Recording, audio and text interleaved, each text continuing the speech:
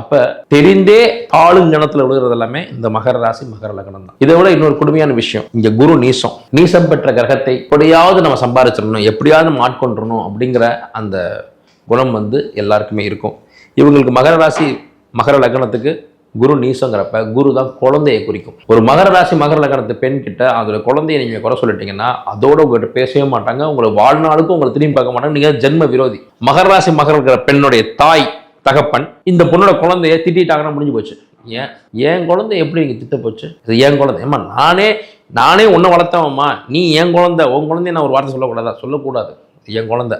ஏன்னா இவங்களுக்கு எப்படியா தன் குழந்தைகிட்ட நல்ல பேர் வாங்கிடணும், புரியுதுங்களா? புருஷன்கிட்ட நல்ல பேர் வாங்குறதுங்கிறது வேற. இவங்க தன் குழந்தைகிட்ட நல்ல பேர் வாங்கிடணுன்ட்டு டீச்சர்கிட்ட போனாங்கன்னா என் டீச்சர்கிட்ட இவங்க சொல்லுவாங்க, என் குழந்தைய அடிச்சிடாதீங்க, என் குழந்தைய நான் பொண்ணா பூ வச்சிருக்கிறேன், படிக்கிறா பரவாயில்ல, நான் பார்த்துக்கிறேன், ஸ்கூலுக்கு அனுப்பி விடுறது பாடம் கற்றுக்கிறது தான், நீங்கள் ஏதாவது திட்டினீங்கன்னா பேசுனீங்கன்னா அவ்வளோதான், நான் கம்ப்ளைண்ட் பண்ணிவிடும், முன்னாடியே போய் டீச்சரை மிரட்டுறது. இல்லை இந்த குழந்தை ஹோம்ஒர்க் பண்ணலைன்னு வந்துச்சுன்னா இல்லை நான் பண்ண வச்சிடறேன், என் குழந்தைய ஒன்றும் சொல்லாதீங்கன்னு சொல்கிறது.